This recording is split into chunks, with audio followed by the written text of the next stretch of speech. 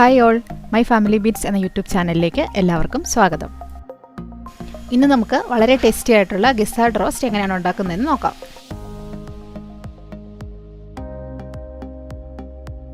അതിനുവേണ്ടി ഞാനിവിടെ 1/2 kilo gizzard കഴുകി വൃത്തിയാക്കി എടുത്ത് വെച്ചിട്ടുണ്ട്. ആദ്യം തന്നെ നമുക്കിതൊന്ന് മാരിനേറ്റ് ചെയ്ത് വെക്കാം. 1/2 ടീസ്പൂൺ മഞ്ഞൾപ്പൊടി, 2 ടീസ്പൂൺ മുളക് പൊടി,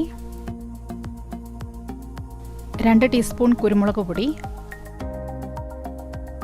1 ടീസ്പൂൺ പെരിഞ്ജീരകം പൊടി, 1 teaspoon garam masala, 2 teaspoon ginger garlic paste, ആവശ്യത്തിന് ഉപ്പ്. ഇനി ഇതെല്ലാം കൂടി നന്നായി മിക്സ് ചെയ്ത് അരമണിക്കൂർ മാറ്റി വയ്ക്കാം.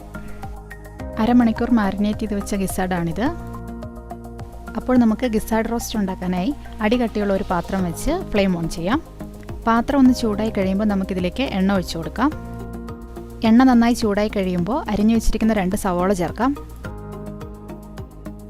ഞാനിവിടെ ഒരു 15 ചെറിയുള്ളി അരിഞ്ഞു വെച്ചിട്ടുണ്ട്, അതുകൂടി ഇതിലേക്ക് ചേർത്ത് കൊടുക്കാം. 2 പച്ചമുളകും കുറച്ച് കറിവേപ്പിലയും ചേർത്ത് നന്നായി ഒന്ന് മിക്സ് ചെയ്തെടുക്കാം. ഇതിലേക്ക് നമുക്ക് ആവശ്യത്തിന് ഉപ്പ് കൂടി ചേർത്ത് ഒന്ന് വഴറ്റിയെടുക്കാം. സവാളയും പച്ചമുളകും എല്ലാം നന്നായി വഴറ്റി കഴിയുമ്പോൾ നമുക്കിതിലേക്ക് 2 ഉണക്കമുളക് കൂടി ചേർക്കാം. സവോളയിലേക്ക് കുറച്ച് മഞ്ഞൾപ്പൊടി കൂടി ചേർത്ത് നന്നായി ഒന്ന് വഴറ്റിയെടുക്കാം. എല്ലാം നന്നായി വഴണ്ട് കഴിയുമ്പോൾ നമുക്കിതിലേക്ക് നേരത്തെ മാരിനേറ്റ് ചെയ്ത് വെച്ചിരിക്കുന്ന ഗിസാർഡ് ചേർത്ത് കൊടുക്കാം.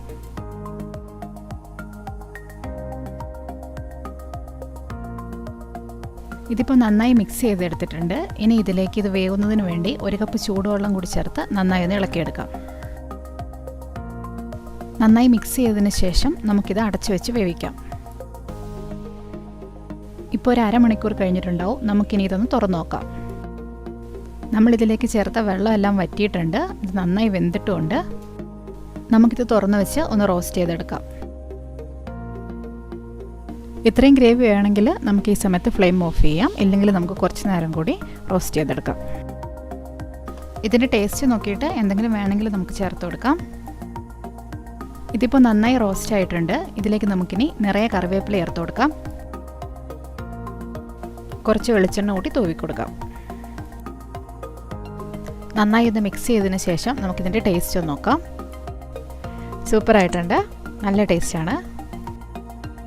അവസാനമായിട്ട് ഇതിലേക്ക് നമുക്ക് നിറയെ കറിവേപ്പില ചേർത്ത് കൊടുക്കാം.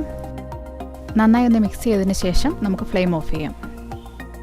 സെർവ് ചെയ്യുന്നതിന് മുമ്പ് നമുക്കിതിലേക്ക് വേണമെങ്കിൽ ഒരു നാരങ്ങ കൂടി പിഴിഞ്ഞൊഴിക്കാം. നാരങ്ങയുടെ പുളി കൂടി ആകുമ്പോൾ നല്ല ടേസ്റ്റ് ആയിരിക്കും.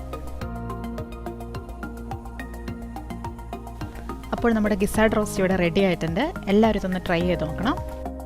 വീഡിയോ ഇഷ്ടമായാൽ ലൈക്ക് ചെയ്യാനും ഷെയർ ചെയ്യാനും സബ്സ്ക്രൈബ് ചെയ്യാനും മറക്കരുത്. മറ്റൊരു വീഡിയോയുമായി വീണ്ടും കാണാം. താങ്ക്